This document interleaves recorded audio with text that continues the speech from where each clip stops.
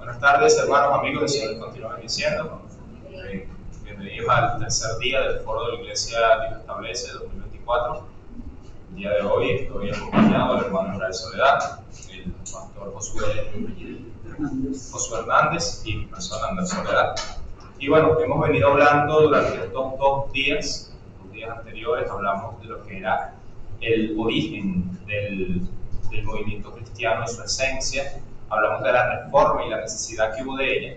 El segundo día hablamos de lo que era el origen del movimiento pentecostal y la esencia del mismo.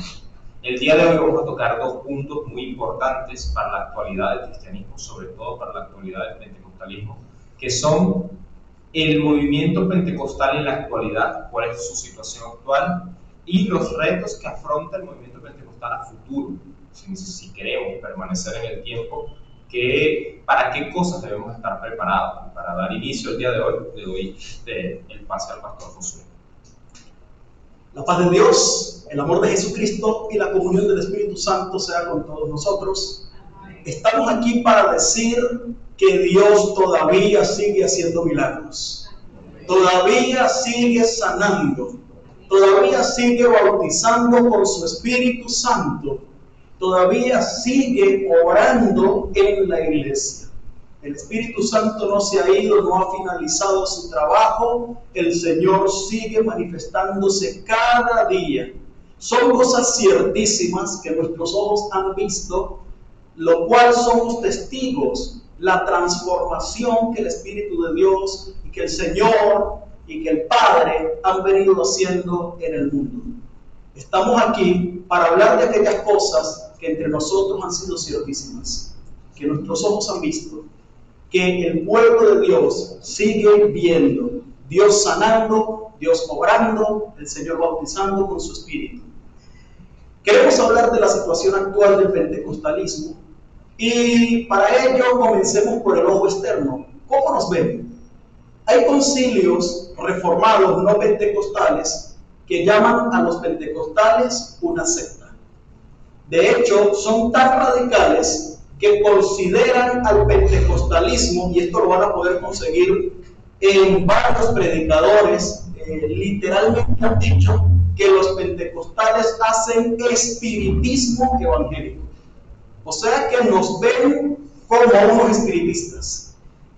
Hay otros que nos ven como un grupo cuestionable, autores serios, autores renombrados de otros concilios, y se han atrevido a decir que somos un grupo cuestionable. Otros sencillamente nos catalogan una secta. Son las diferentes definiciones que he visto del pentecostalismo dentro del mismo mundo cristiano protestante.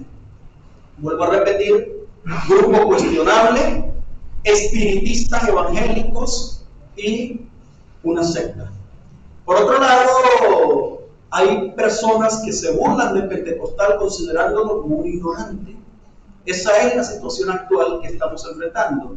Pero ¿saben qué es tremendo? Que actualmente, según estadísticas, obviamente estos números no pueden ser exactos porque todos los días hay alguien que se convierte al Señor, pero estadísticamente hay alrededor de 650 millones de pentecostales en el mundo. Esto equivale al 70% de la población cristiana a nivel mundial. Estamos hablando de 630 millones de pentecostales. Quiere decir que sin duda alguna es el grupo más grande, más influyente a nivel cristiano. Ahora bien, recibimos una serie de amenazas y de ataques, como lo hemos descrito anteriormente, y es debido a que actualmente el pentecostalismo tiene 5 ramas, de las cuales vamos a hablar a continuación. 3 de ellas se han mantenido en sana doctrina. 2 de ellas bíblicamente podemos saber que su doctrina no es cristiana, sino que es apóstata, razón por la cual la unión de estas 5 ramas, y por supuesto somos humanos, cada quien con cosas por mejorar, ha llevado a cuestionamientos públicos fuertes. Pero nosotros estamos acá nuevamente para decir que Cristo sana, que Cristo sigue haciendo milagros, que Cristo sigue obrando. Y aunque el mundo lo quiera callar, el ateísmo lo quiera callar, el agnosticismo lo quiera callar, y las mismas iglesias protestantes que no son de corte pentecostal lo puedan callar, el Señor no va a dejar de actuar y de obrar porque alguien diga en su teología que Dios ya no actúa y que lo es necesario. Entonces vamos a hablar de estos 5 tipos de pentecostalismo que tenemos en la actualidad. Y en primer lugar tenemos el pentecostalismo histórico, un pentecostalismo que se sitúa antes del pentecostalismo de la calle Azusa. El pentecostalismo histórico tiene 2 grandes nombres, que el primero es Ambrose Jessup Tomlinson, que vivió entre 1865 y 1943 y es el fundador de la Iglesia de Dios, luego Iglesia de Dios de la Profecía. Y el otro nombre que lo vimos también ayer, que es Charles Parham, que es el padre del pentecostalismo. Pero ellos son denominados pentecostalismo histórico, son previos al de la calle Azusa, y ya les voy a explicar por qué. Entre las declaraciones de fe del pentecostalismo histórico tenemos la que casi todo pentecostal cree. Por supuesto con variantes, hay cosas que han sido revisadas, hay cosas que no profesan algunos pentecostales, pero en términos generales, ellos creen en toda la Biblia correctamente dividida. Ellos creen en la Biblia completa, pero cuando hablan de correctamente dividida, dice literalmente su confesión, no la estoy parafraseando, literalmente dice el Nuevo Testamento como única regla de fe y práctica, gobierno y disciplina, y andar a la luz a su mejor conocimiento y habilidad. Es decir, que la Iglesia Pentecostal histórica basa sus creencias básicamente en el Nuevo Testamento como única norma de fe. Por eso hablan de la Biblia correctamente dividida, y esto lo pueden conseguir en la confesión de ellos, que se encuentra en la página web de www.laiglesiadedios.us. Y estamos hablando de la revelación de la confesión hecha por la editorial Casa de Publicaciones Ala Blanca en el 2010, que es tomada de hecho del diario del fundador de Ambrose Tomlinson. Él escribió un diario que actualmente pues está en poder y en manejo de su concilio y publicado por la editorial Ala Blanca. Entonces, ellos hablan del arrepentimiento como el acto de apartarse del pecado y del abandono completo, hablan de la justificación, que es una condición como un acto. Cuando se habla de condición es estar libre de culpa, cuando se habla de acto es el arrepentimiento.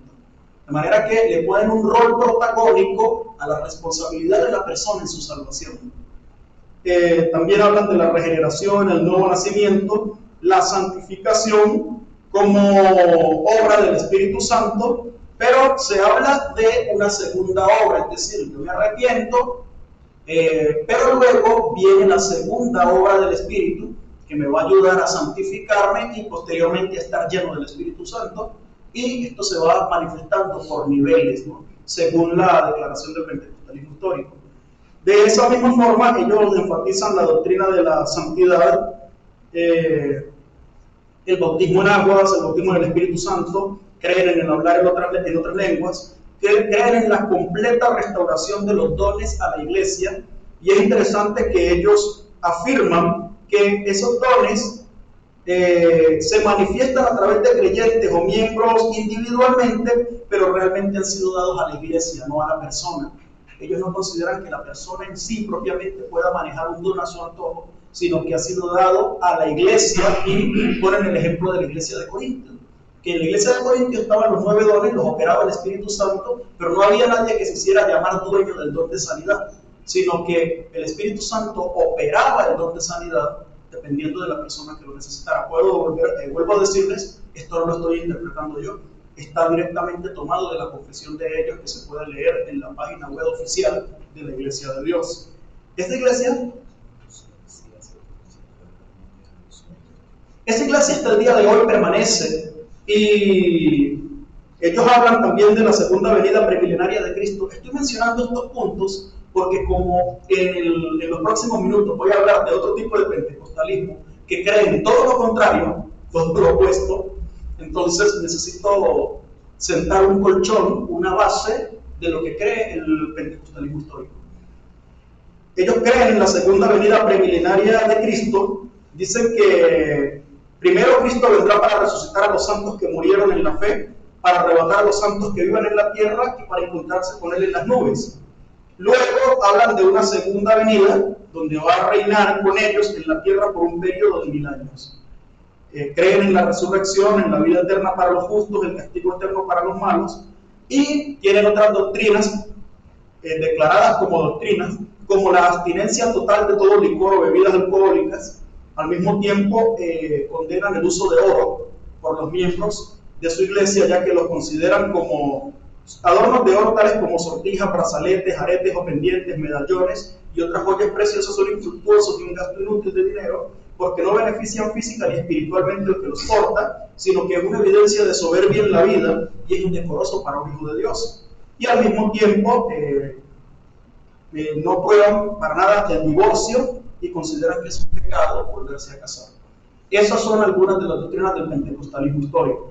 Luego de ellos nace el pentecostalismo clásico, del cual se habló bastante el día de ayer. Pentecostalismo que sin duda su principal promotor fue William Seymour, el 14 de abril de 1906, con el inicio del avivamiento en la calle Azusa. Allí las personas usaban una frase lema que era: soy salvo, soy santificado y soy lleno del Espíritu Santo. Consigna del pentecostalismo clásico, que por supuesto la tomaron también del pentecostalismo histórico. Soy salvo, soy santificado y lleno del Espíritu Santo, que son precisamente los tres niveles al que debería tener un cristiano en orden. Primero, soy salvo, pero eso no implica que sea lleno del Espíritu Santo ni santificado. Después de ser salvo, tengo que empezar el proceso de santificación, y luego del proceso de santificación es que mi cuerpo está totalmente libre, listo para que el Espíritu Santo lo llene. Es lo que explica el pentecostalismo histórico y clásico. Vuelvo a decirlo, son referencias que pueden consultarse directamente en sus confesiones. Ahora bien, el pentecostalismo clásico surge en la calle Azusa y de allí nace el concilio Asambleas de Dios, que ya muchos conocemos. Por otro lado, también el concilio cuadrangular, la iglesia cuadrangular de Ivan Peterson. Y de la iglesia cuadrangular pues, se desprenden varias, al igual que las Asambleas de Dios. De la iglesia cuadrangular se desprende, por ejemplo, el Retorno de Cristo aquí en Venezuela y otros concilios bastante conocidos.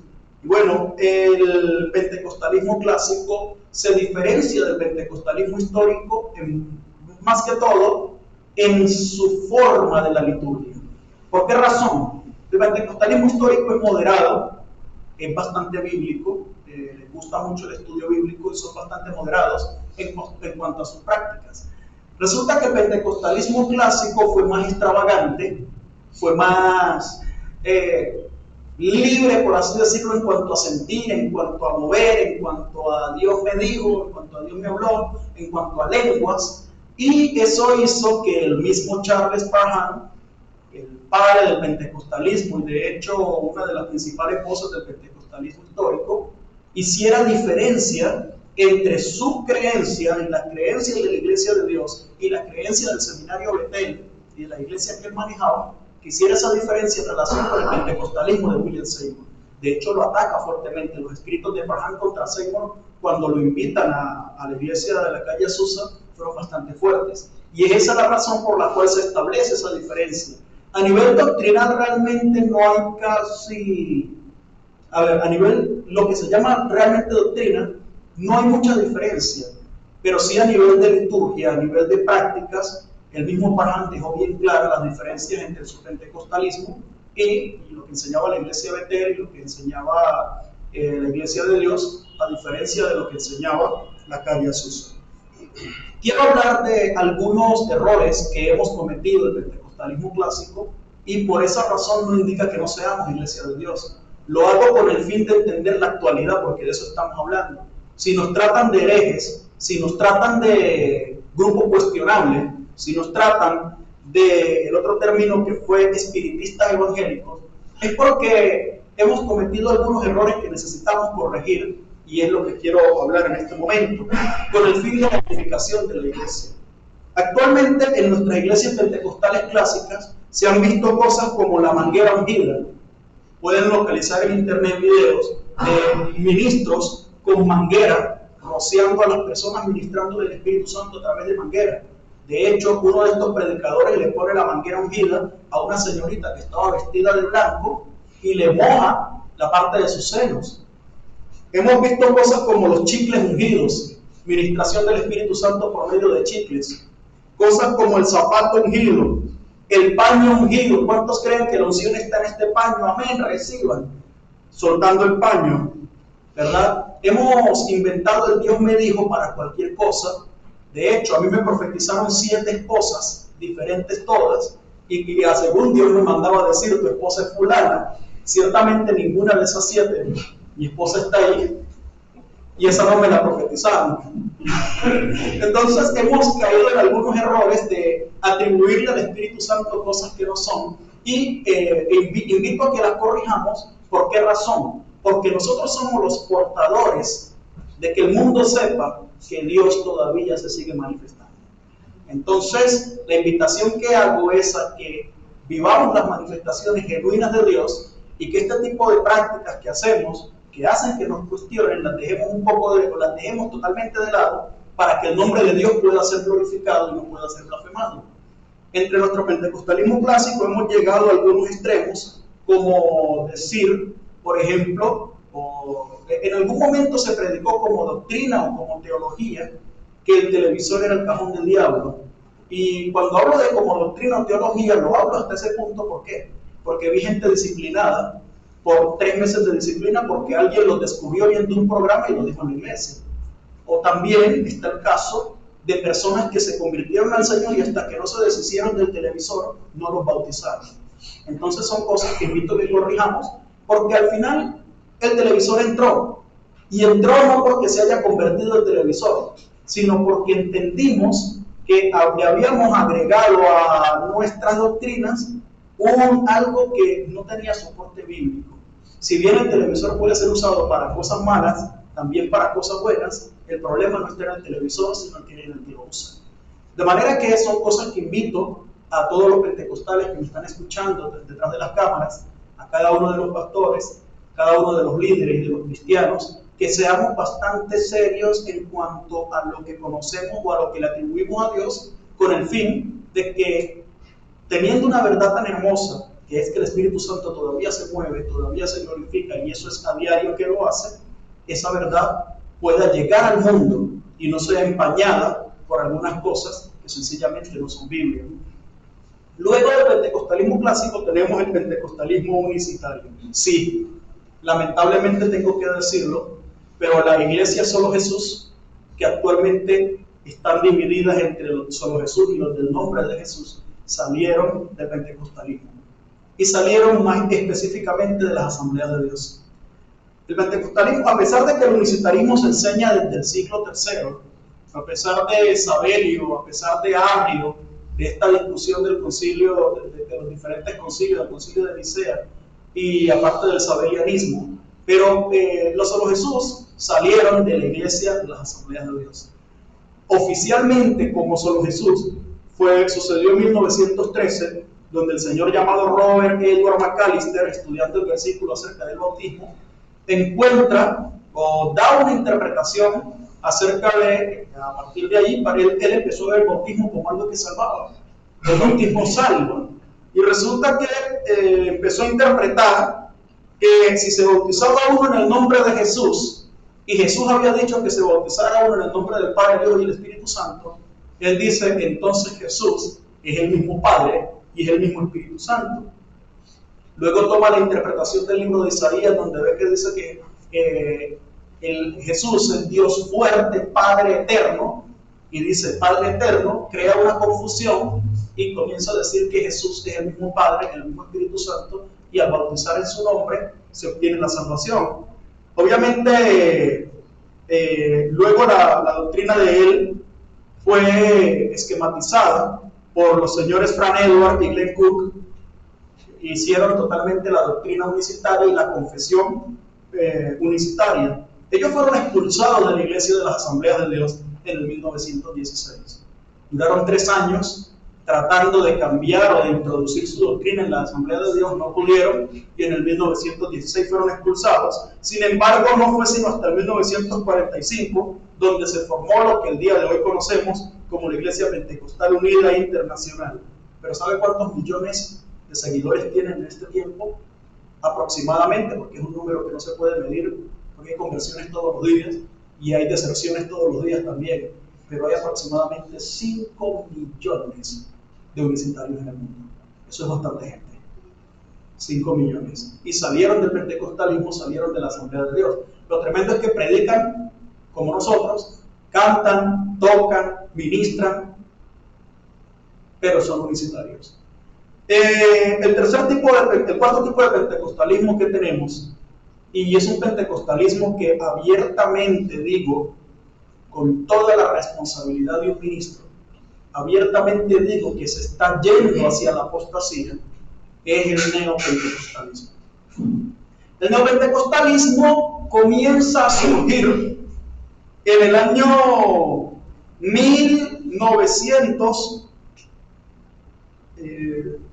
permítame buscar, en 1961.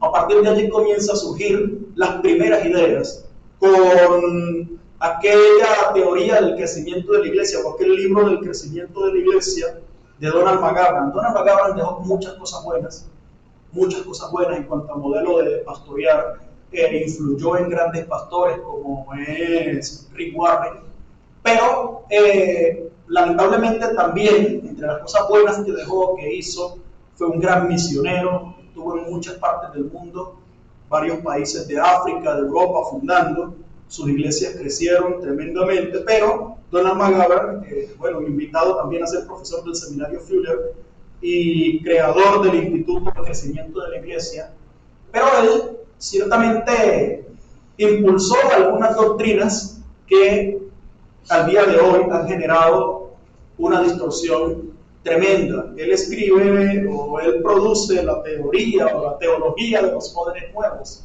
A él se le debe la teología de los poderes nuevos, que después fue llevada a otro nivel, en connotación negativa lo digo, llevada a otro nivel por algunos autores. Aquí tengo algunos libros que puedo citar. Entre ellos tenemos el libro de los 5 odres nuevos de José Cristo Rey García. Tenemos otro libro que se llama Vino Nuevo para Odres Nuevos. ¿Y qué era esto de los vinos nuevos? Esta teología de los vinos nuevos se trataba del renacer apostólico y profético. Se trataba de unas nuevas doctrinas que no estaban en la Biblia explícitamente porque eran vino nuevo. Y entre estas nuevas doctrinas vamos a hablar de varias.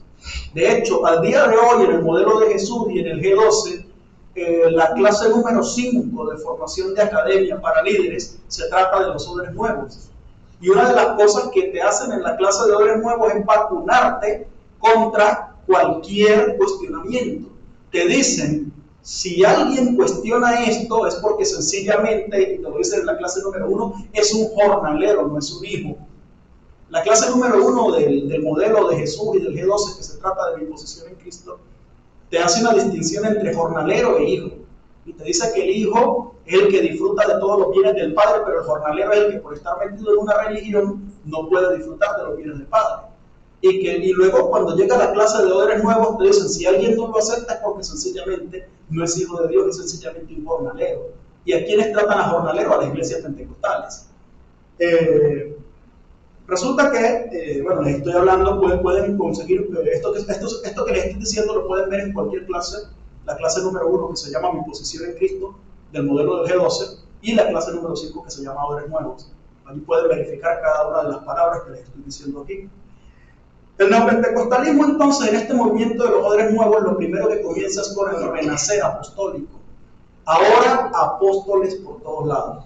Usted mueve una mata de mango y caen apóstoles por todos lados, dijo Argenis Ochoa, un cantante de música venezolana, folclórica, cristiana. Mueve una mata de mango y caen apóstoles por todos lados. Ahora se da curso para apostolado. Cuando alguien ha fundado 3, 4 iglesias, ya es un apóstol. Otro concepto de apostolado es la persona que ha sido maestro, profeta, evangelista y pastor, o sea, que ha cumplido los otros 4 ministerios, entonces llega el quinto, que es un apóstol. Lo terrible del apostolado es que no se parecen en nada a los apóstoles de la Biblia. Y ahí es donde está el grandísimo problema. Resulta que el neopentecostalismo, aparte del mover apostólico, también está el mover profético. El mover profético no se le puede atribuir a los vinos nuevos solamente. El mover profético comienza en el 1981 con la publicación del libro La Cuarta Dimensión de Paul John Michon. Un libro que leí completo de arriba a abajo. Cuando lo leí era un niño y yo decía, wow, esto está bueno, yo voy a aplicar lo que dice aquí. Lo leí de forma muy inocente. No entendía todo lo que estaba detrás del libro. Y lo tremendo es que no solamente yo no lo entendía, es que el mismo Paul John Michon no sabía a qué grado iban a llegar sus enseñanzas. A punto de, no sé si han escuchado una doctrina de preñarse de una visión. De preñar a la gente de una visión. Y quieren que les diga de dónde salió esa doctrina.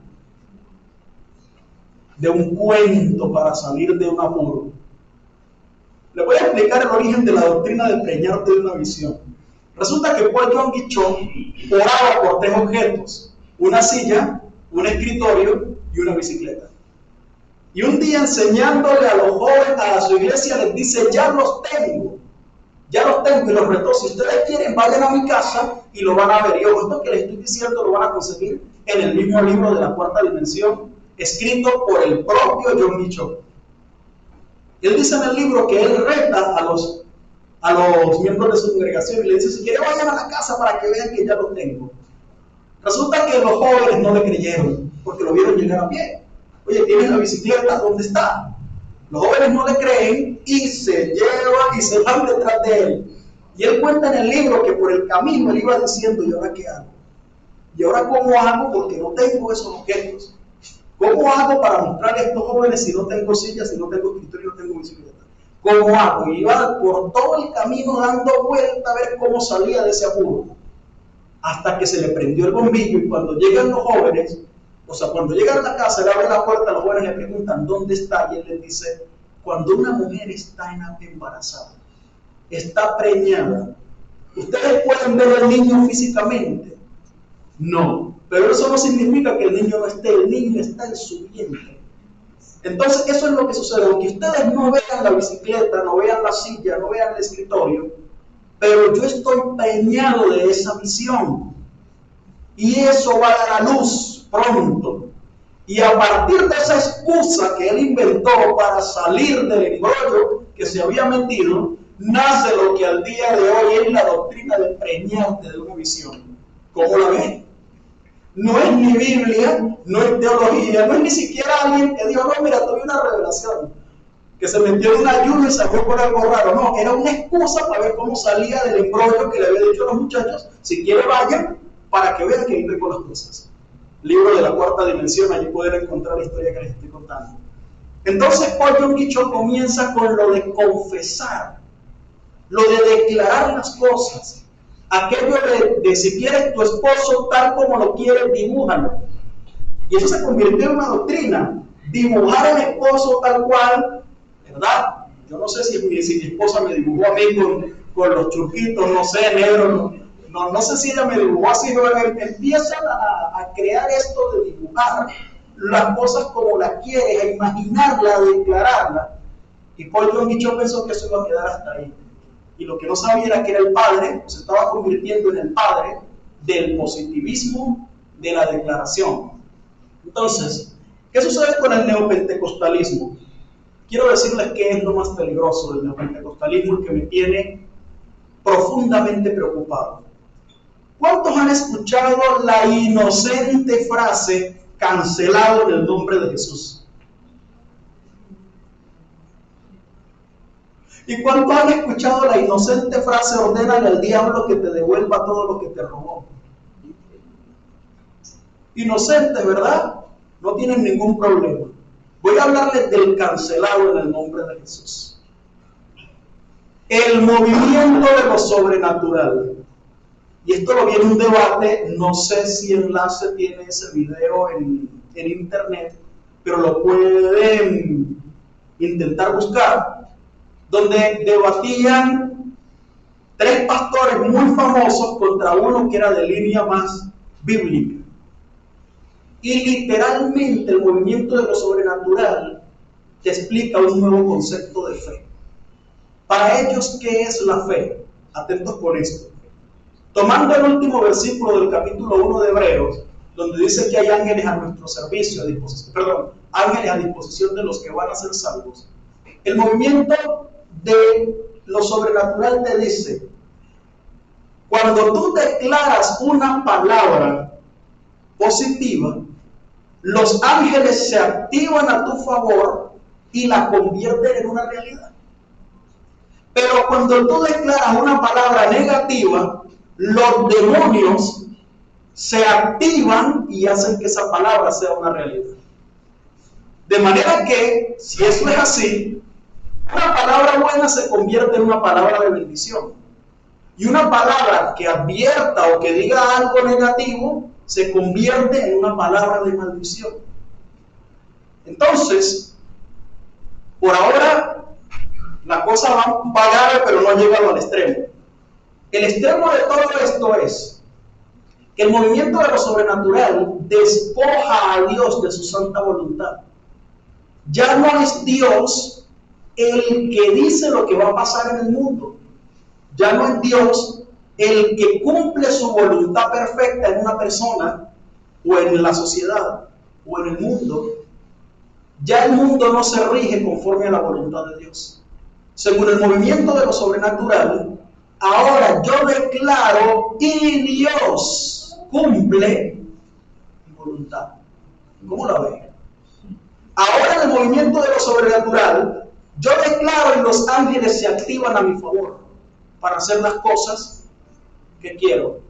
Pero si digo, hermanos, y advierto de algo, no, cancelado en el nombre de Jesús, que eso no suceda, porque es una palabra de maldición que estoy soltando y que ahora los demonios se van a activar. Es decir, ponen a la persona como si fuera un Dios que maneja tanto ángeles como demonios. De manera que ahora no se cumple la voluntad de Dios, ni se predica la voluntad de Dios, ni se predica que Dios es el soberano en las cosas. Ahora el soberano es el hombre bajo el movimiento de lo sobrenatural. Pero eso no es todo, no he dicho lo más peligroso. Lo más peligroso, y esto lo vi en un debate, y me voy a atrever a decir el nombre, esto lo dijo Toniel Font, en el debate que mantuvo sobre la oración con tres pastores más, ahí el enlace.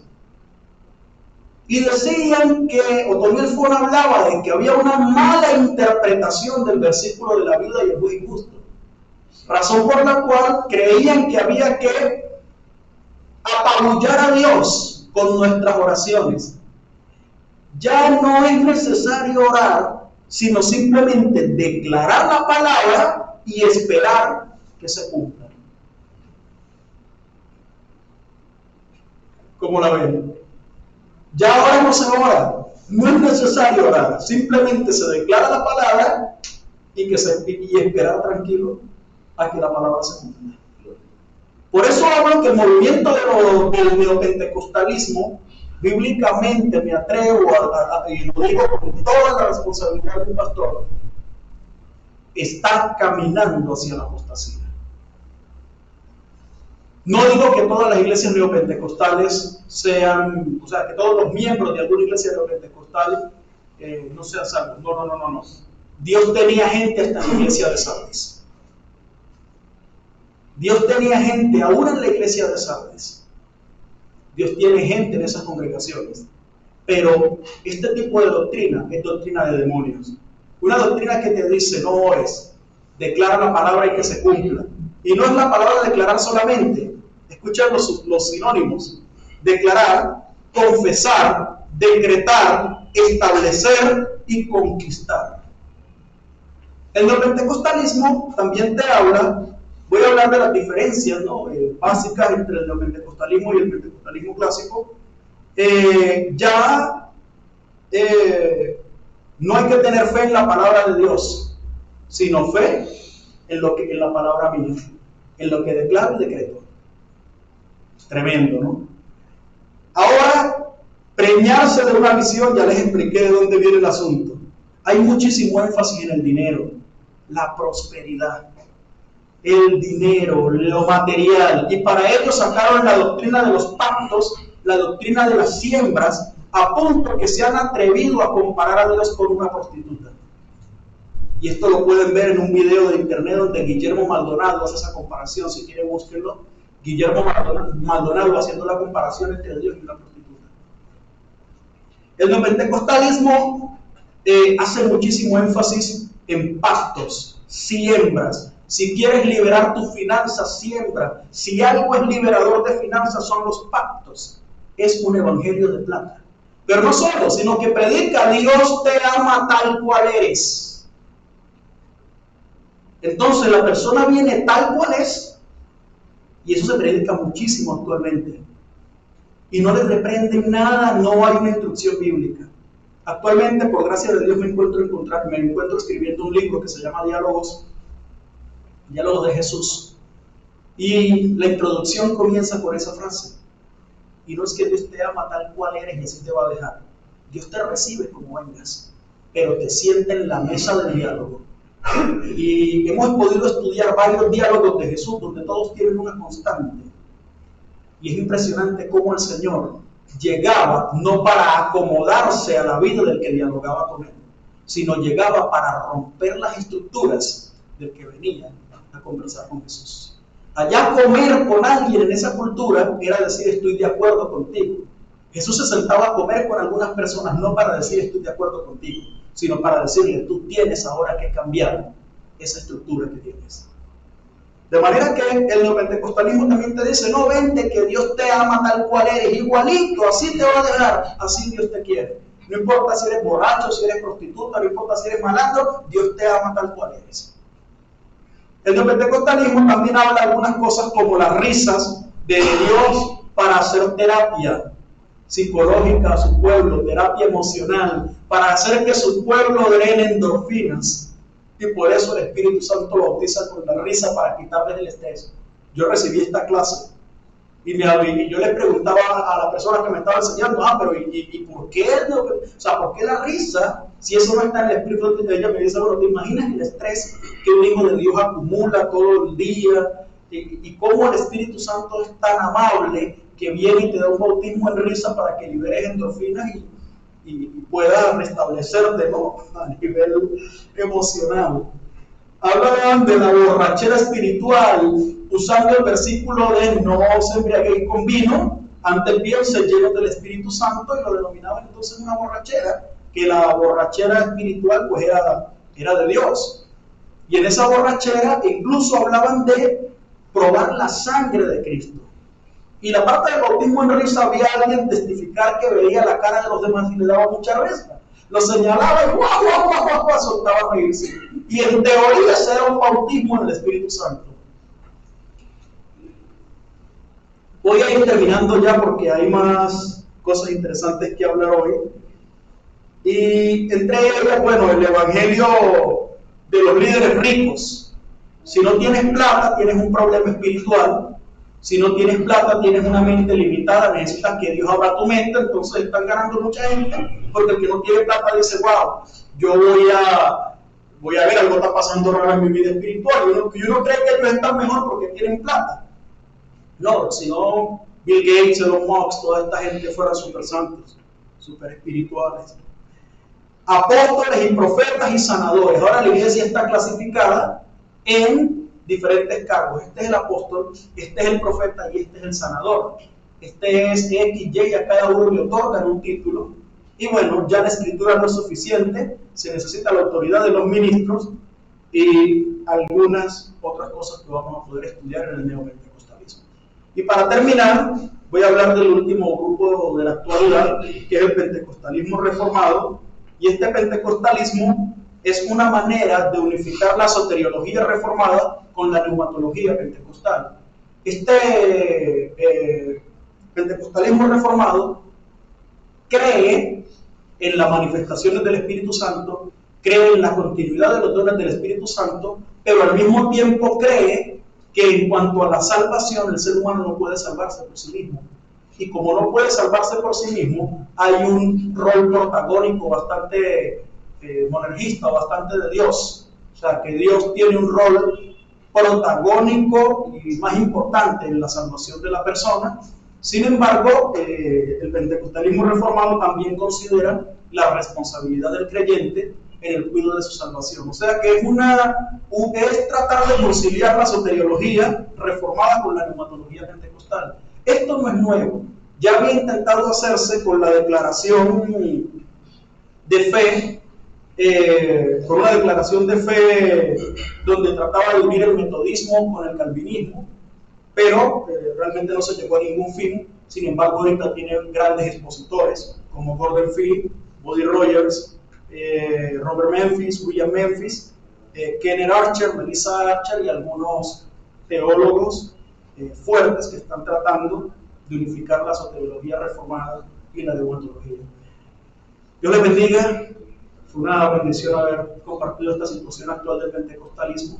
Solo finalizo diciendo que nos están cuestionando bastante, que en los seminarios ahora ya no se, en algunos que no son pentecostales, no se quiere creer en los dones del Espíritu, en cuanto a la reprensión de demonios, en cuanto a liberar a una persona que esté endemoniada, no se quiere creer en eso, y nosotros, como lo hemos visto, lo hemos vivido, sabemos que Dios lo hace, y de paso que está en la Biblia, sobre todo en una cantidad de partes, y tenemos autoridad de Dios para ello, debemos pararnos en la brecha y decir: aquí estamos un grupo de pentecostales que estudiamos, que no formamos, que leemos la Biblia, pero también dejamos que Dios dirija la iglesia porque Él es su cabeza.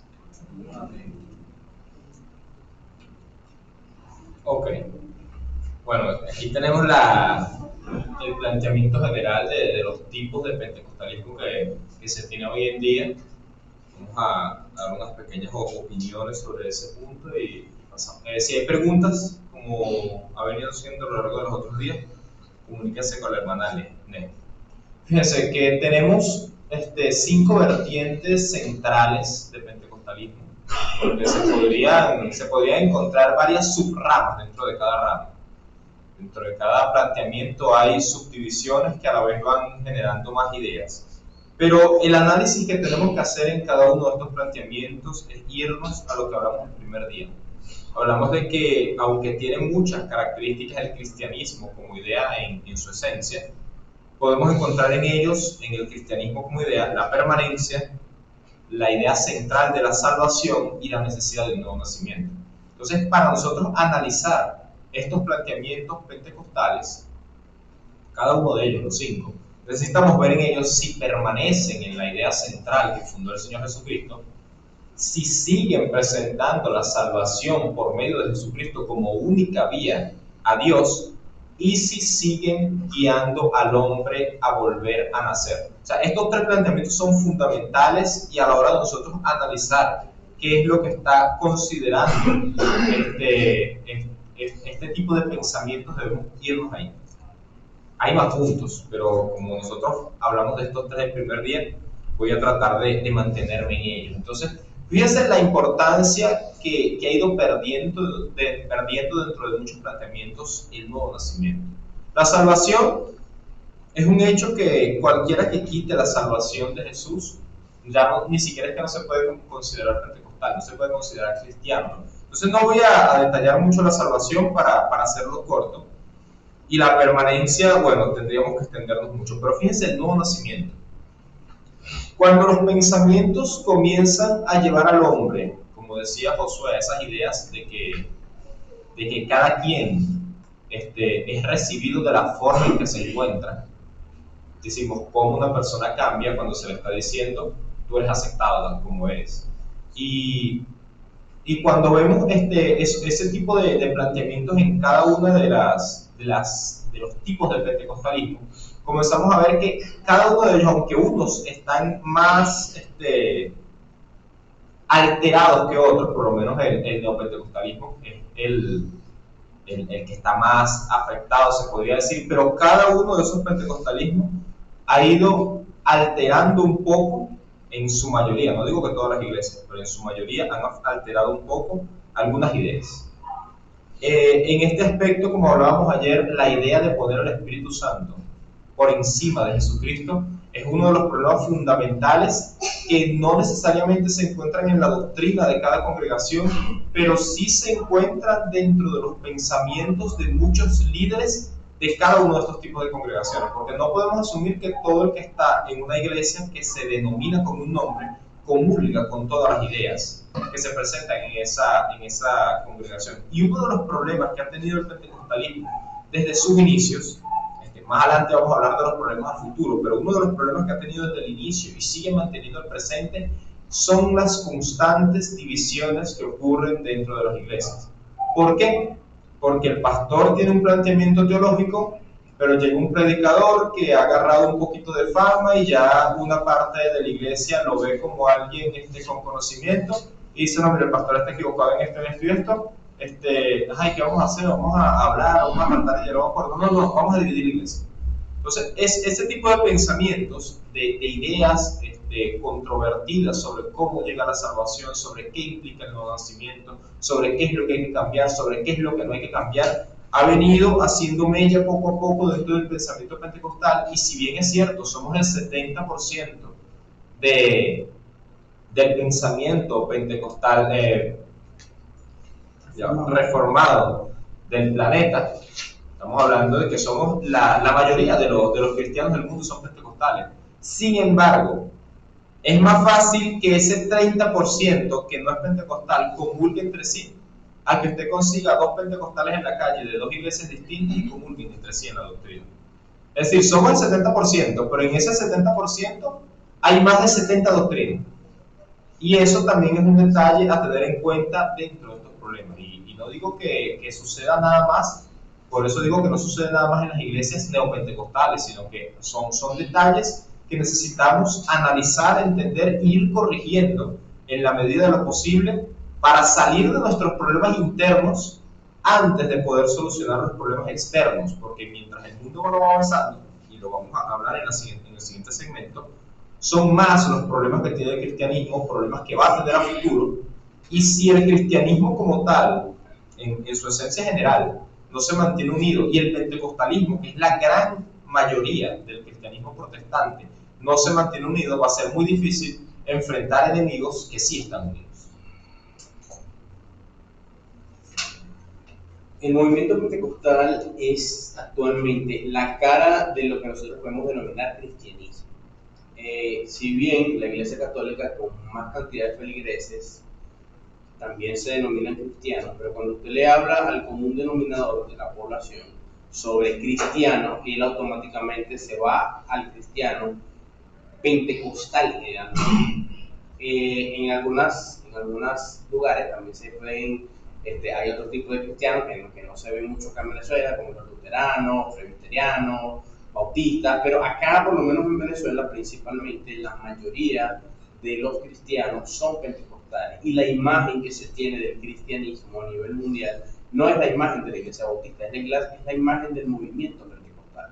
O sea, eso es la aceptado por la mayoría, el común denominador de la población a nivel mundial, porque nosotros acá somos cristianos de un ala conservadora, y nosotros asumimos que de repente otro tipo de iglesias que son de un ala liberal no son pentecostales. O sea, generalmente dentro de los pentecostales conservadores se asume que cuando se habla de pentecostal, eso automáticamente indica que se habla de una iglesia conservadora. Eso no es verdad. La gran mayoría de las iglesias que nosotros denominamos de corte liberal son pentecostales, no son bautistas, la mayoría son pentecostales.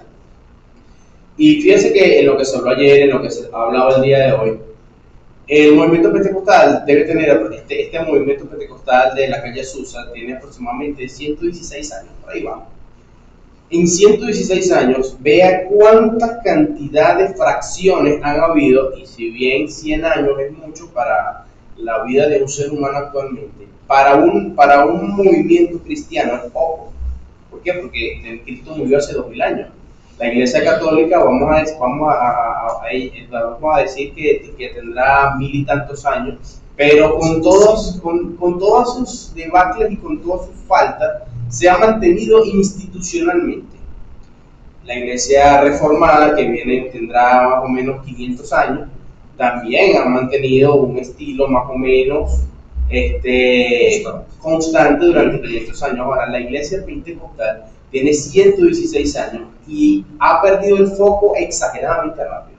Porque, vuelvo y digo, ciertamente la iglesia católica cayó en un punto de bacle, como hablamos el primer día, que hizo necesaria una reforma. Pero esa caída no fue de un día para otro. Fueron miles de años para que la iglesia católica llegara al estado de putrefacción en que se encontraba en el momento de la reforma. Si bien yo considero que era necesario que hubiese un movimiento pentecostal, este movimiento pentecostal perdió el foco exageradamente rápido.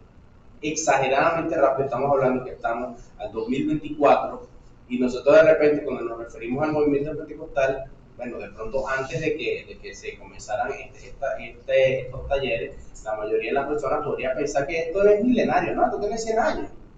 O sea, este movimiento tiene 100 y algo de años y vea la rapidez con la que se diluyó el pensamiento de los fundadores.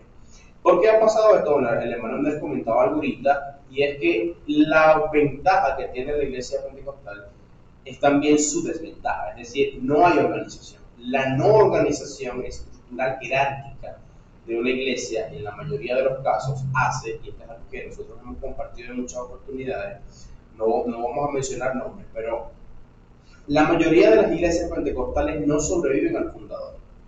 Es decir, por poner un ejemplo, llegó un hermano X, fundó una iglesia en el pueblito tal, y esa iglesia tuvo 30 años mientras el hermanito fulano estuvo ahí.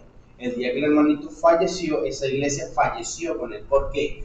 Porque una de las características del movimiento pentecostal es que no están tratando de llevar a las personas a la escritura, sino que están tratando de llevar a las personas a un individuo. Esto es algo que se puede constatar históricamente. No estoy diciendo con esto que todos los ministros pentecostales piensen así. Hay ministros pentecostales que tratan de guiar a las personas a Jesucristo, pero en la mayoría de los casos que se ha visto históricamente, estos movimientos han tratado de llevar personas detrás de un individuo. Cuando este individuo ha fallecido su visión con él, porque no han podido legar eso que ellos están predicando. ¿Cuál es la razón de esto? Bueno, de que muchas veces tienen miedo de enseñar o de delegar a una persona que viene detrás de ellos, porque tienen miedo de que vayan a tomar el poder. Fíjense, por lo menos hay un caso muy reciente para hablar de algo de actualidad. No voy yo a decir si es cierto o no, porque no tengo yo como la competencia para decir eso, pero hace pocos días estalló un problema, creo que fue la BBC, hizo unas acusaciones sobre un fallecido pastor, T.B. Joshua, donde lo acusaban de una cantidad de agresiones sexuales, violaciones, una cantidad de cosas. Vuelvo y repito, yo no estoy con capacidad de decir es verdad, no es verdad. El hecho es que este tipo de cosas han pasado sobre todo en iglesias de corte pentecostal. Ha pasado también en la iglesia católica, ojo, pero como estamos hablando acá del pentecostalismo. ¿Por qué ha pasado esto? Porque una de las cosas que caracteriza a las iglesias pentecostales es que sus líderes son plenipotenciarios. Es decir, el pastor tiene toda la potestad para hacer cualquier cosa que se le ocurra y no es juzgado, no hay un concilio de ancianos, no hay personas en capacidad de poder decir con verdad y con la escritura, mire, esto no es así, esto no es así, esto no es así.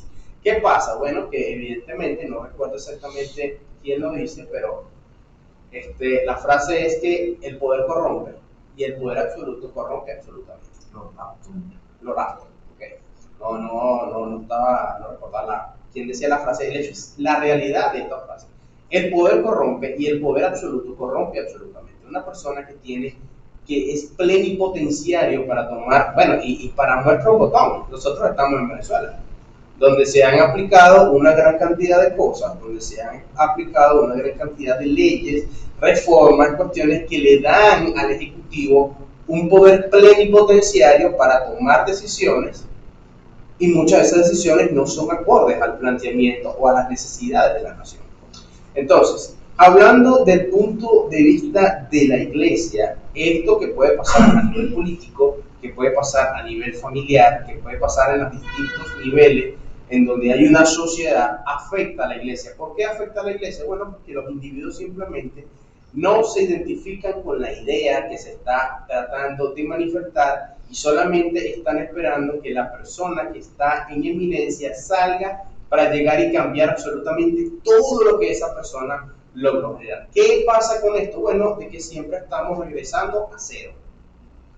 Una de las cosas que mencionaba el pastor es que fíjense que con el movimiento pentecostal comenzaron a renacer las herejías.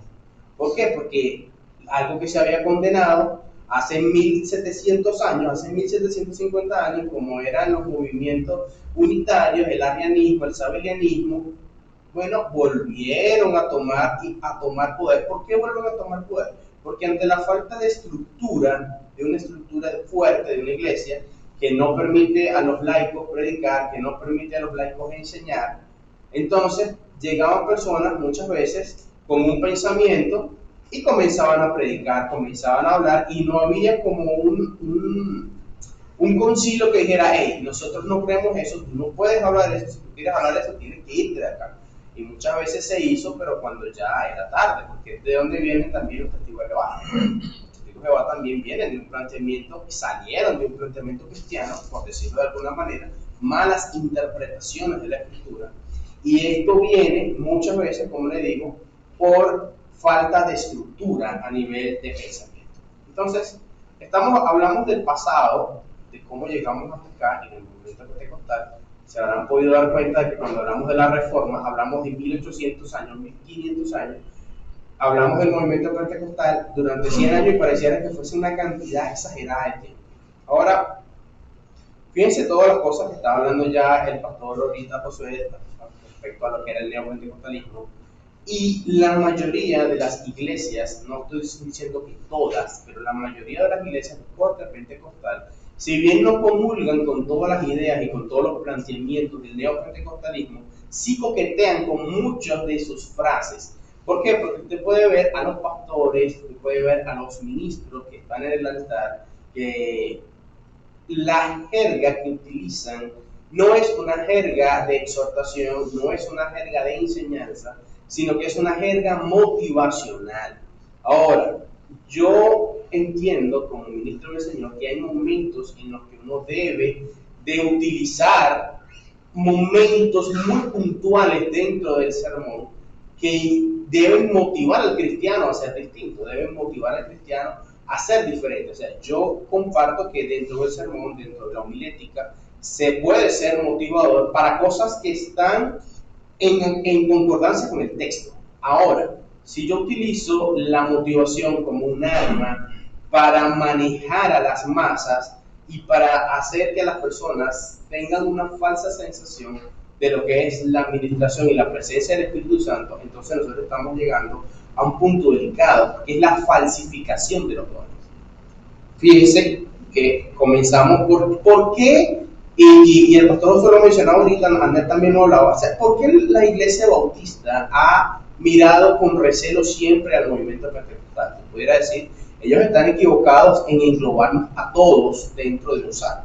Ahora, no están equivocados en catalogar a ciertas personas y hacer actos bastante cuestionables, muy cuestionables. Porque ¿qué pasó? Y sobre todo en América Latina. Las costumbres chamánicas de la mayoría de los pueblos indígenas, en su mayoría, no fueron erradicadas del todo. Hubo una especie de sincretismo religioso en el que, si usted mira las personas, yo recuerdo que en una oportunidad estaba en una actividad de jóvenes donde había un pastor cuestionable ministrando, y yo estaba con un grupo de jóvenes de la iglesia, y yo me acuerdo que yo hacía como el ángel de Jehová. Yo acampaba alrededor de mis muchachos y yo decía: tú para acá no te acercas. Y él venía con su mano y yo estaba así acampando alrededor de mis muchachos, y yo decía: tú para acá no vienes, y si viene vamos a tener un problema. Él como que entendió y se mantuvo a distancia. ¿Por qué? Porque su conducta, a la forma de ministrar, había un amigo mío, pastor allí, que había estado en cuestiones de brujería, y él me dice: si no estuviésemos en un culto cristiano, yo te digo que ese hombre está haciendo brujería. forma en que se movía, las danzas que hacía, la liturgia que él tenía. Muchas de las personas que han venido al Señor y anteriormente estuvieron y vieron actos de brujería, pueden decir, oye, esto no se diferencia en nada. Estas formas, esta manera, yo digo, Dios siendo tan sobrenatural y tan poderoso y siendo su gracia tan infinita, se va a manifestar en los hombres santos de Dios de la forma en la que los demonios lo hacen. No lo creo. Ahora, ¿qué pasa? Se falsifican los dones y en la mayoría de estos movimientos, de estos cultos, no hay una real presencia de Dios y hay mucho emocionalismo. Estamos hablando del futuro del movimiento pentecostal, de manera que para considerar el futuro, tenemos que considerar la actualidad en la que estamos nosotros. ¿Por qué? Porque muchos de nosotros, y es algo que yo digo abiertamente, a mí en oportunidades me dicen, hermano, vamos para tal sitio. No voy. Oye, hermano, no voy. Yo sé lo que se va a mover ahí, yo sé lo que se va a decir ahí, y yo sé que no van a predicar. Yo no voy a ir para ese lugar. Y no es algo despectivo respecto a los hermanos, no, sino es respecto a la conducta no apegada al planteamiento bíblico que se tiene actualmente en la mayoría de los movimientos pentecostales, que o están exageradamente llevados hacia la prosperidad económica o están exageradamente llevados hacia una falsa prosperidad espiritual. ¿Qué quiero decir con esta falsa prosperidad espiritual? Bueno, de que hay iglesias humildes en el sentido económico, que no predican la prosperidad económica, pero te predican una falsa prosperidad espiritual. Es decir, llega un evangelista, agarra 4 o 5 que pasen adelante, pasan media hora ministrándole a cada uno, y a cada uno le dice en el oído, así es como Dios te quiere. Y resulta que ese es el primer fornicario de la iglesia. Y ese es el primer malapaga de la iglesia, pero así es como Dios te quiere. Entonces, yo he dicho, predicando en innumerables oportunidades, que hay un solo caso en la Biblia, donde Dios se manifestó a los hombres y le dijo, me agrada lo que hace, y ese fue Cristo. No hay otro caso en el que el Señor se haya manifestado a los profetas para decirle, oye, me gusta como tú estás. No, siempre el Señor ha reprendido. Después de la reprensión ha dicho, bueno, pero tú también tienes esto positivo y esto positivo y esto positivo. Pero es imposible que siendo nosotros unos seres tan imperfectos, el Señor se vaya a acercar a nosotros para decirnos que lo estamos haciendo bien cuando nosotros sabemos que lo estamos haciendo mal. Entonces, esa pseudo prosperidad que se ha vendido en este movimiento pentecostal ha afectado a la mayoría de los creyentes, porque o lleva a un extremo o lleva al otro extremo. Unos se van al extremo de que creen absolutamente todo lo que se dice, y otros, viendo las decepciones que han tenido, se llevan al extremo de no creer.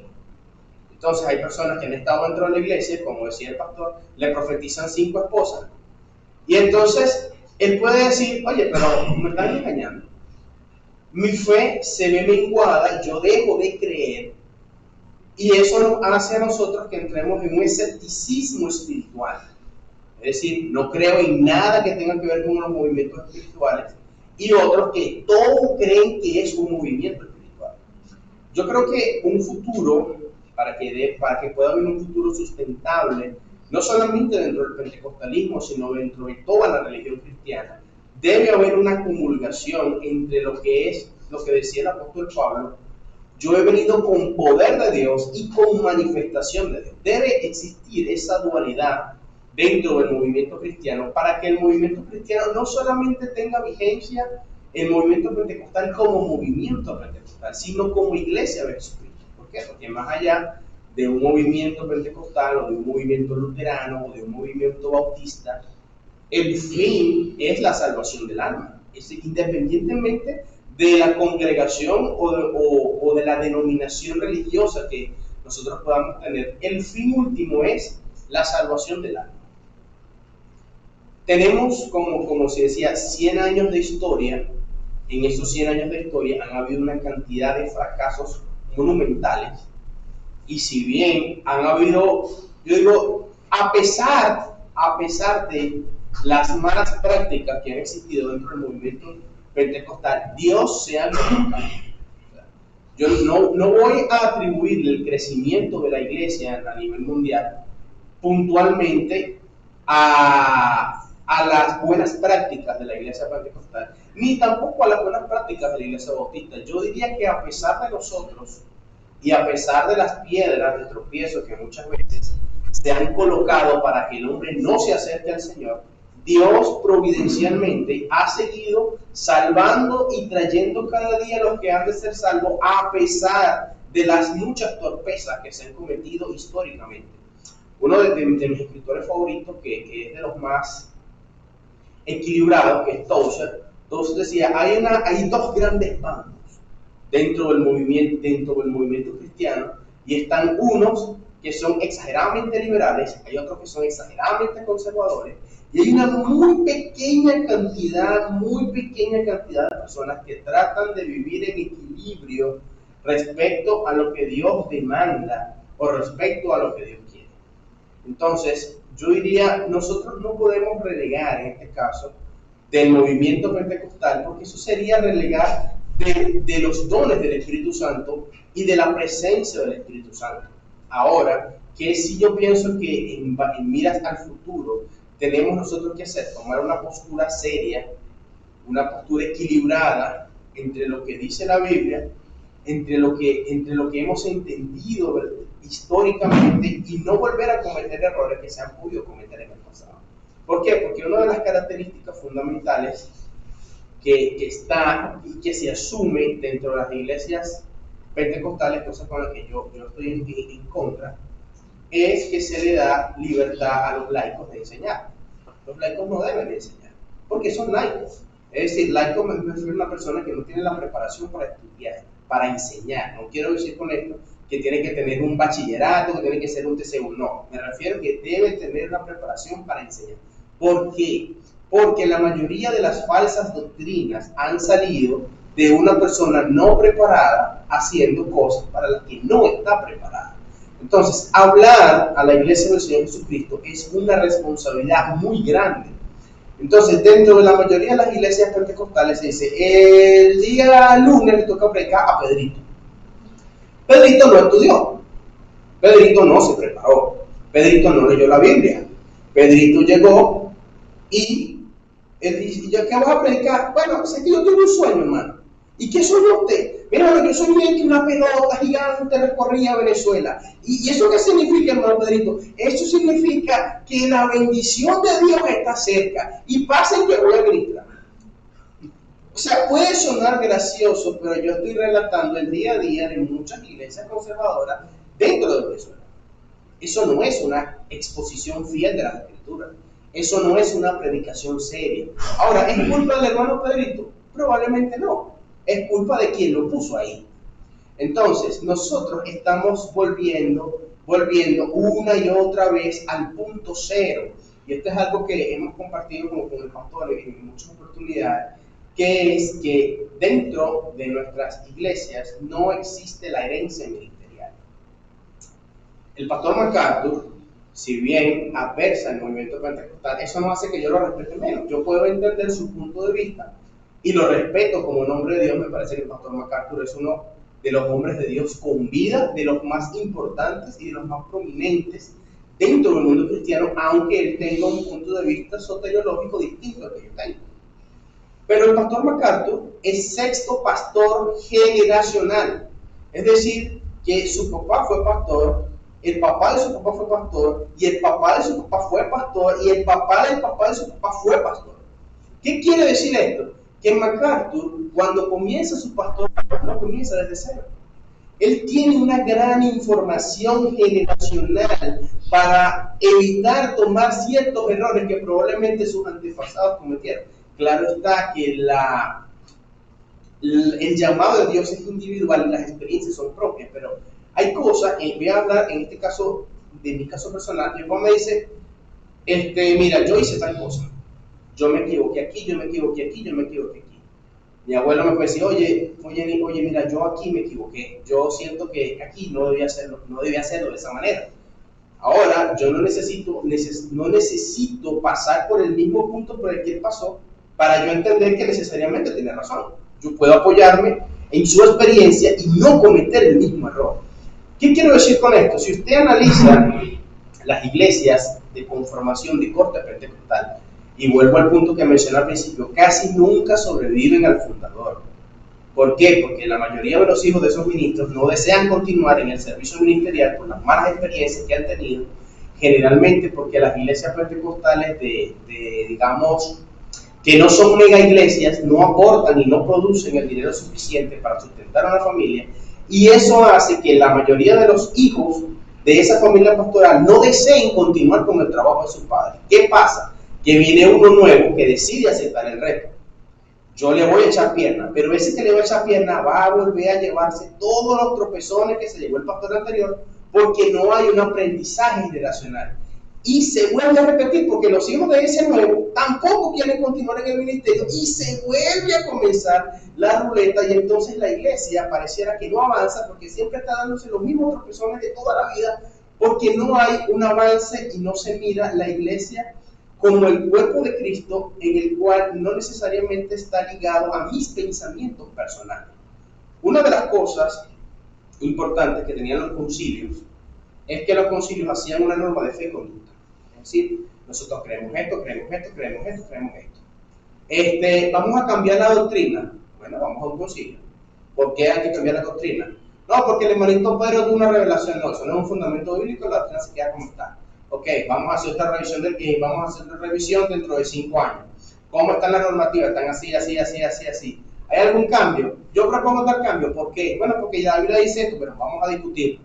Si no es bíblico, se quedan las cosas como están. ¿Qué ha pasado en muchos de los movimientos cristianos de este corte pentecostal? Y como lo mencionaba anteriormente, la plenipotencialidad de los líderes. Yo pienso que los suéteres negros son del diablo. Y a partir de mañana esa es una doctrina de la iglesia. El que tenga el suéter negro no se ofenda, Isaías, no te ofenda, hermanito. Eso es un ejemplo. Entonces el líder asume, los suéteres negros son del diablo. A partir de mañana eso es una doctrina dentro de la iglesia. Entonces se comienza con el empoderamiento de un individuo de la iglesia de Jesucristo. Es un problema. Es un problema grave. ¿Por qué? Porque de repente a mí me va a costar, por lo menos donde la Biblia, por lo menos yo pongo un ejemplo mío, donde la Biblia dice, pon la otra mejilla. Oye, hermano, eso para mí ha sido un problema toda la vida. O sea, yo he tenido lucha con ese versículo toda la existencia, desde que yo tengo memoria, yo he tenido un problema con ese versículo. Pero yo sé que fue Dios que lo dijo. Yo sé que fue Dios que lo dijo. Que eso va a facilitar que yo ponga la costilla. No, eso no la va a facilitar. Pero yo sé que fue Dios que lo dijo. Yo lo asumo en mi mente. Y yo digo, bueno, yo con una mano me agarro la otra, mientras hago el gran esfuerzo de soportar el problema. ¿Qué va a suceder? Que si de repente llega el hermano X y me dice, mire, esto es pecado. ¿Por qué? No, porque yo lo digo. Ah, pero ¿y dónde dice la Biblia? No, pues es que yo tuve un sueño en donde los suéteres negros eran del diablo. Entonces yo voy a tener un problema con ese varón. ¿Por qué? Porque le digo, mira, esto lo dice la Biblia, esto lo estás diciendo tú. Esto no está plasmado en la Escritura. Entonces eso ha desmeritado poco a poco, sobre todo en la sociedad actual en la que nosotros estamos, a medida que la mayoría de los jóvenes ya van siendo profesionales, tienen una mayor capacidad de raciocinio, mayor capacidad de análisis para hablar, para expresar, para decir estoy a favor, estoy en contra de esto. Entonces, ese tipo de imposiciones se han hecho cada vez más mal vistas y han ido desmejorando, en este caso, el pentecostalismo más serio que queda. ¿Por qué? Porque no me estoy refiriendo puntualmente a las iglesias pentecostales de corte conservador. Eso no quiere decir que las iglesias pentecostales de corte liberal no hagan algo muy parecido. Ellos hacen algo muy parecido solamente que con el dinero. ¿Por qué? Yo he visto por lo menos, ¿cómo es que se llama? El pastor que mencionó ahorita, Maldonado, que es uno de los pilares de esa predicación de la prosperidad, a la ex esposa de Maldonado, diciendo, recuerdo puntualmente a la ex esposa de Maldonado, diciendo que ella le ordenó a los ángeles que le fueran y le buscaran unas joyas que se le habían quedado en un hotel, una falta de respeto total y absoluta hacia Dios y hacia el evangelio que nosotros profesamos. ¿Por qué? Porque como decíamos el primer día, ¿qué dijo Cristo? Mi reino no es de este mundo. Y el reino que estas personas predican es un reino terrenal, es un reino de este mundo, es un reino de abajo, no es un reino que tiene la mirada puesta en las cosas de arriba. Entonces, yo pienso, en base a lo que dice la Escritura, la Biblia dice, mira, vendrán falsos maestros y a muchos engañarán. El movimiento pentecostal, no basado generalmente en la Escritura, sino en el Dios me dijo, es algo que acá se ha convertido en la iglesia y se ha compartido durante muchos años, da la oportunidad a personas inescrupulosas de decir muchas cosas. ¿Por qué? Porque el pastor decía el día lunes que el fundamento de Dios está firme y nosotros como hombres nos podemos equivocar. Yo me puedo equivocar, el pastor se puede equivocar, el hermano se puede equivocar, yo puedo decir algo estando equivocado. Pero ¿dónde está el filtro? La Escritura.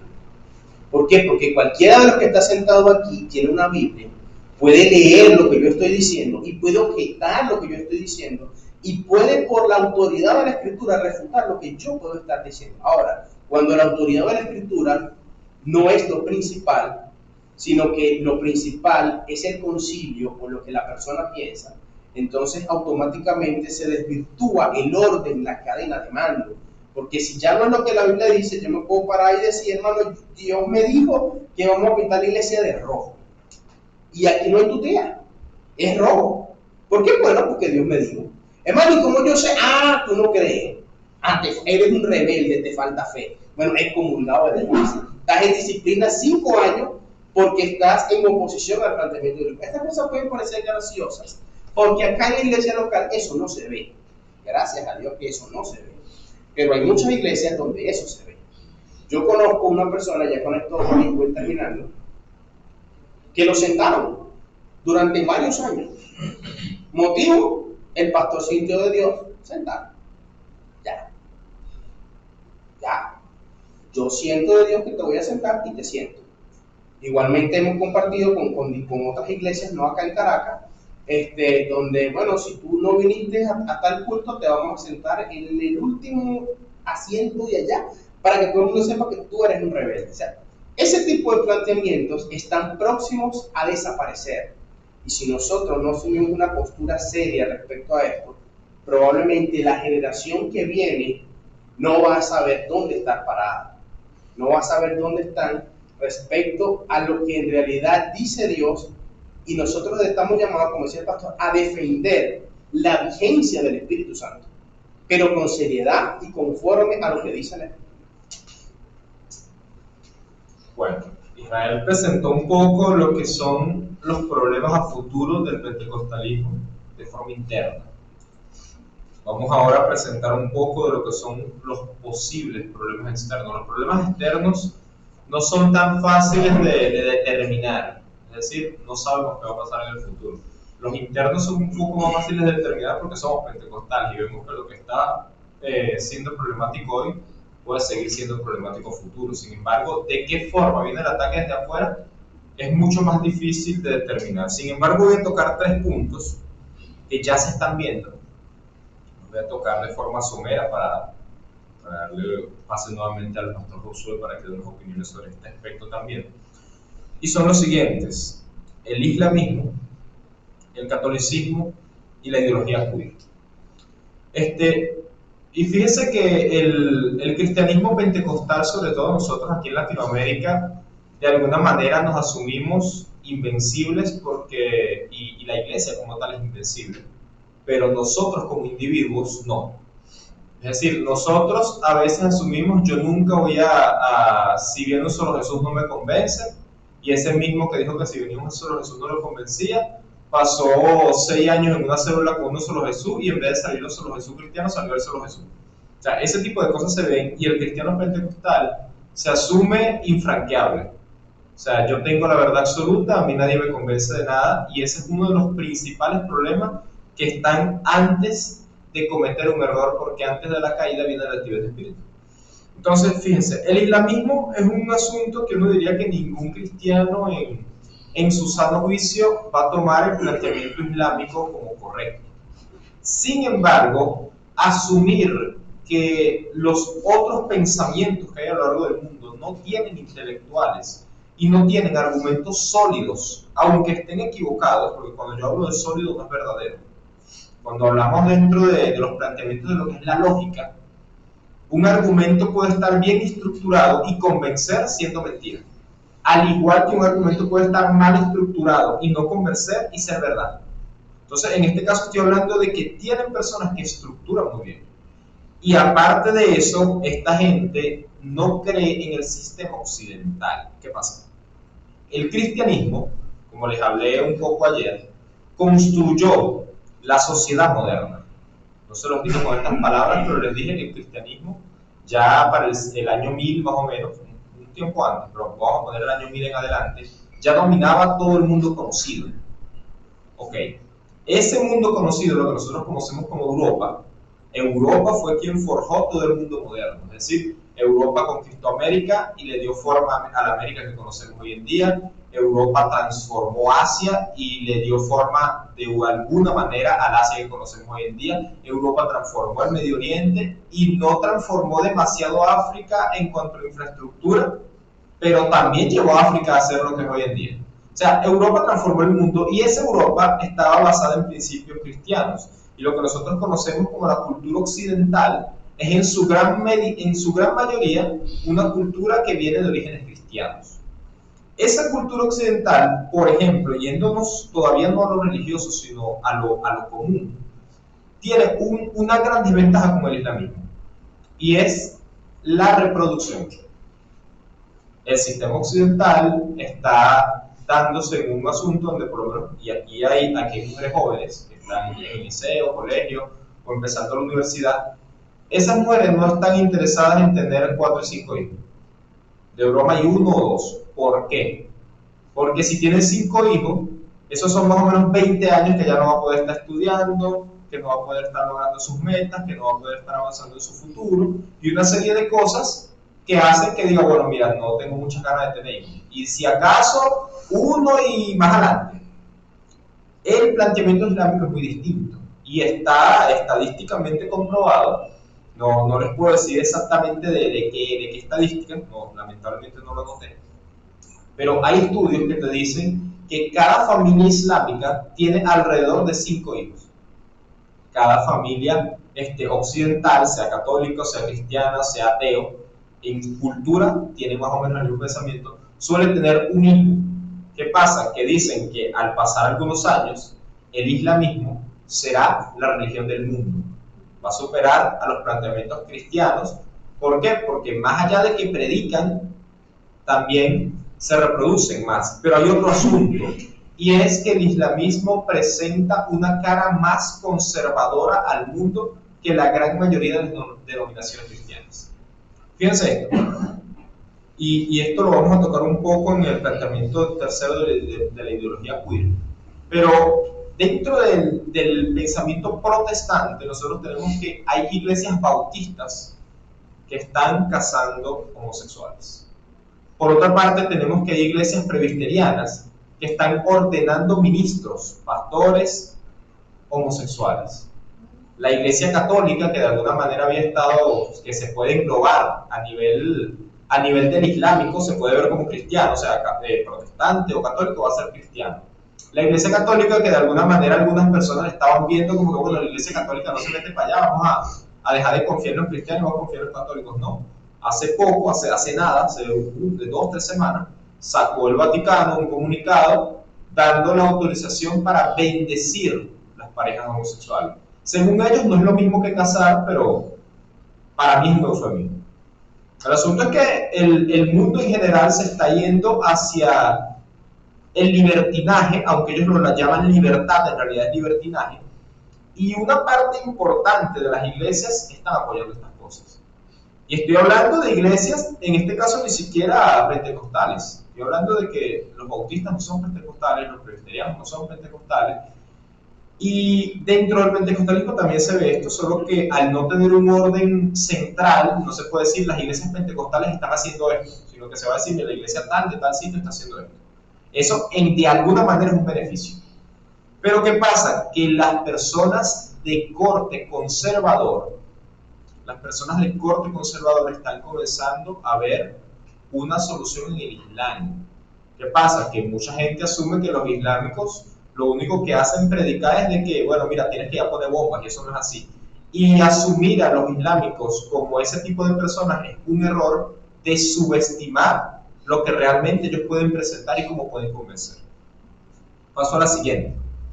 El catolicismo era o es un enemigo que el cristianismo dio por vencido, sobre todo en Latinoamérica.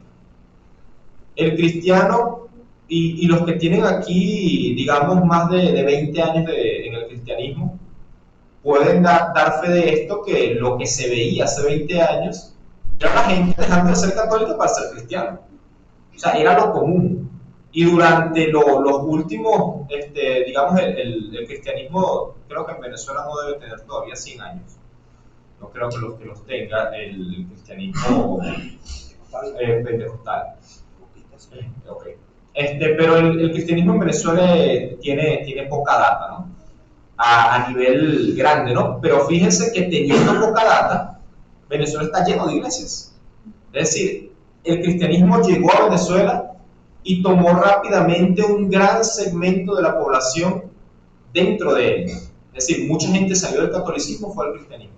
Sin embargo, ¿qué se ha estado viendo en los últimos 2-3 años? Quizás un poco más, pero con fuerza en los últimos 2-3 años. Y no hablo nada más de Venezuela, sino de Latinoamérica en general. Mucha gente saliendo del cristianismo hacia el catolicismo. ¿Por qué?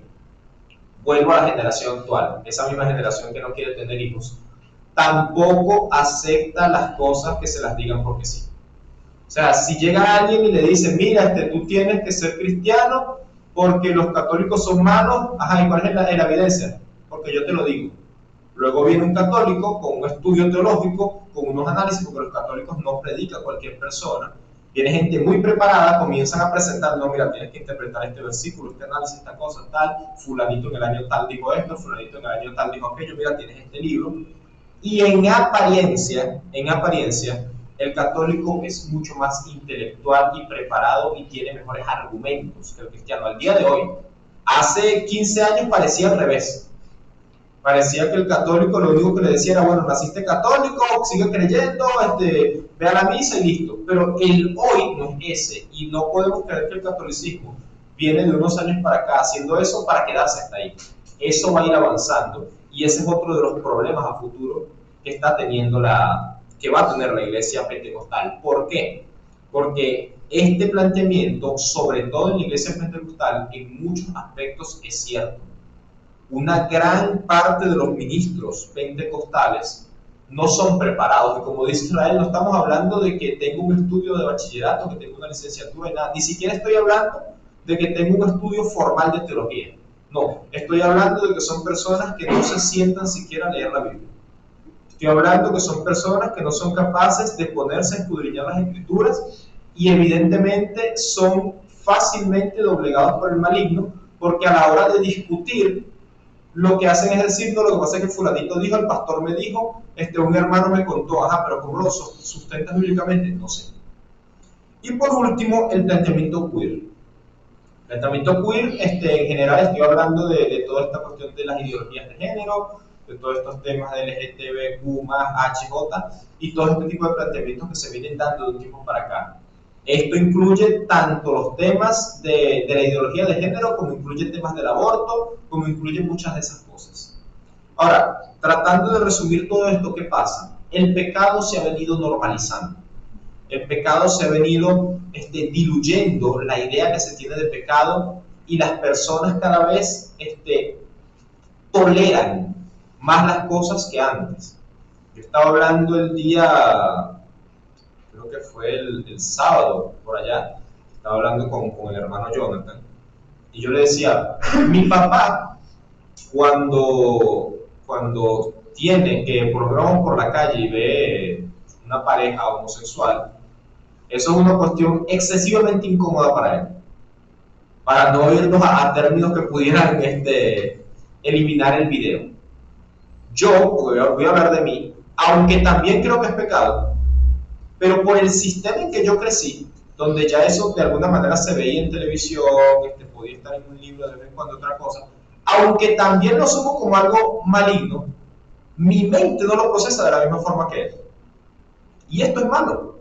O sea, el hecho de que yo de alguna manera sea más tolerante en muchos aspectos es malo. Y la generación que está creciendo hoy en día es aproximadamente 20 veces más tolerante que la generación mía. O sea, yo estoy ya llegando a los 30. Los que tienen ahorita 15, 12, 13 son aproximadamente 20 veces más tolerantes. Es decir, de la generación mía había un porcentaje de personas del colectivo más o menos del 1.5% al 3%.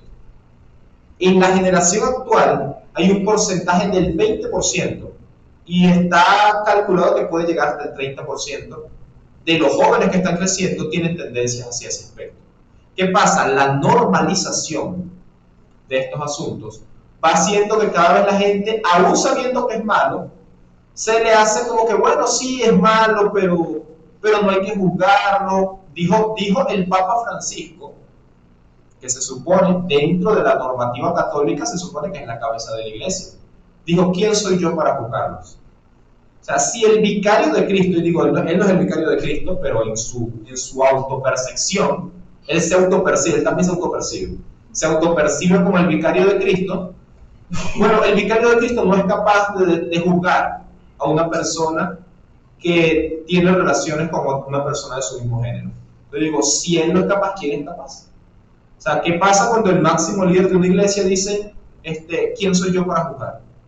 O sea, estamos entrando en un mundo donde todo es tan normal que el que ataca algo se vuelve entonces como que un loco. Oye, pero ¿de verdad tú piensas eso? Sí. Y no puedo creerlo. Y te lo dicen así, o sea, qué retrógrada eres, qué anticuado. O sea, ese tipo de pensamientos se van llevando y cada vez es más normal este tipo de pensamientos de aceptar cosas. Y por un lado, estamos hablando de esto, pero también estamos hablando de temas como para ver de qué forma lo puedo decir que no cancelen el video. Bueno, de personas que tienen atracción por personas de la edad incorrecta.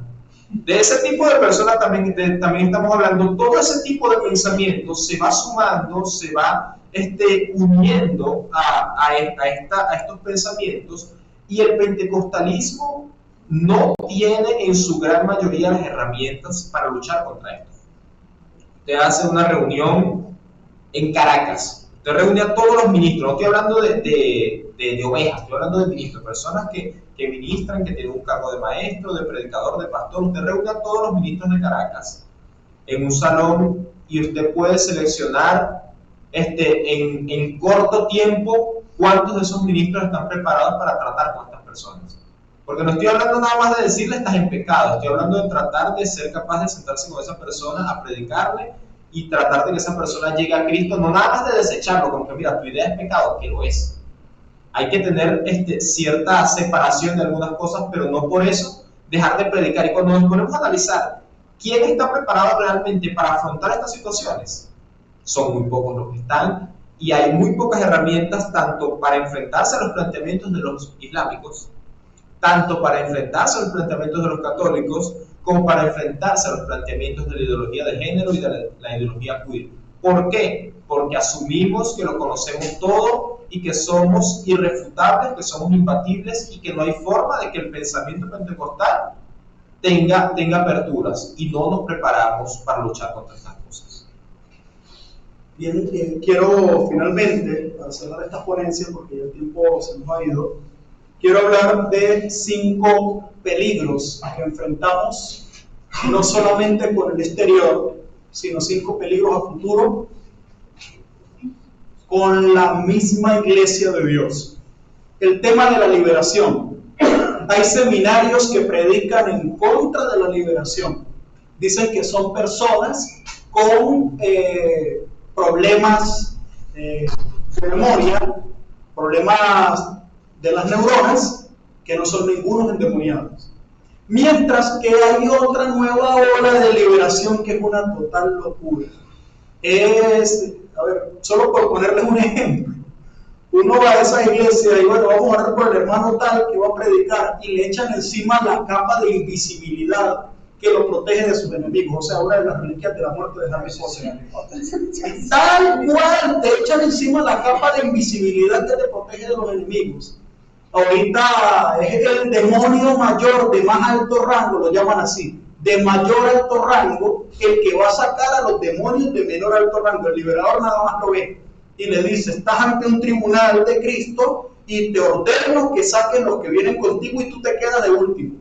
Entonces el demonio mayor se quiere ir: no, tú quédate ahí hasta que los otros demás bajo rango que tú hayan salido.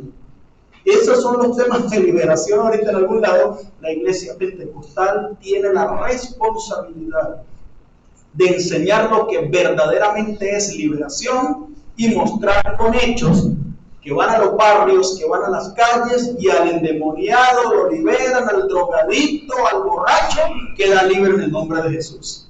Responsabilidad número 1, tenemos responsabilidad con la liberación. Tenemos responsabilidad en el tema de la venida de Cristo. Ahora se enseña que ya es el reino ahora. Ya Cristo no viene porque ya está dentro de nosotros. Ya no hay gran tribulación porque la gran tribulación comenzó con la caída de Jerusalén. Razón por la cual ya Cristo no viene, sino que estamos llamados a establecer el reino de Dios ahora. Iglesias hay que tomar las alcaldías, las gobernaciones, porque el reino de Dios es ahora, ¿no? Razón por la cual ya el tema de la venida de Cristo está siendo desvirtuado. Iglesia pentecostal, tenemos la responsabilidad de nuevamente volver al auge de que la venida de Cristo está cerca. Responsabilidad en cuanto a la santidad, ya nos enseña la santificación.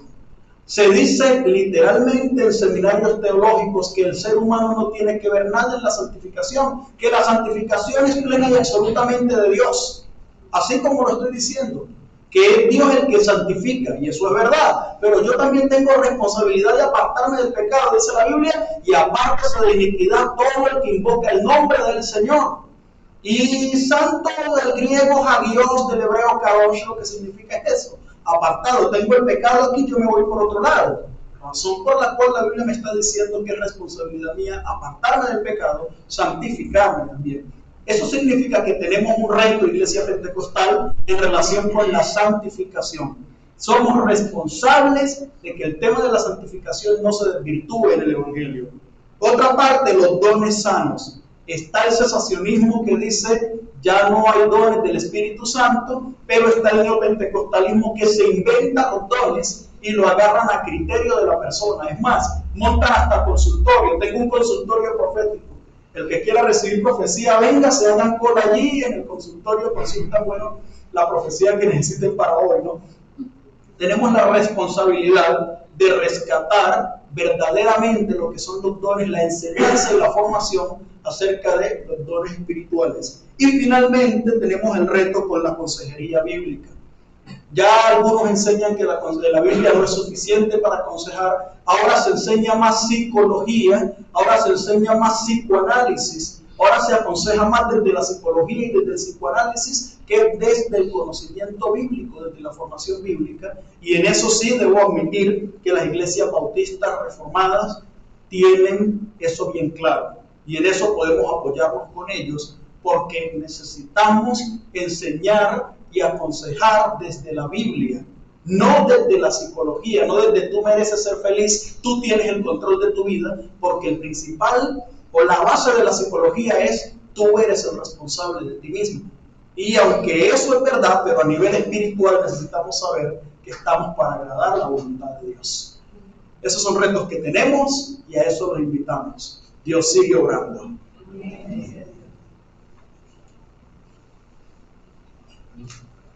Nesli, aparte de la pregunta que me pasaste hace rato, no hay ninguna.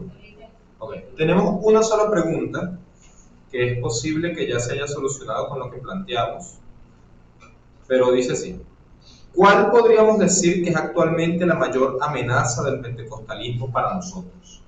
Se la doy a Israel y si el pastor Josué quiere opinar algo.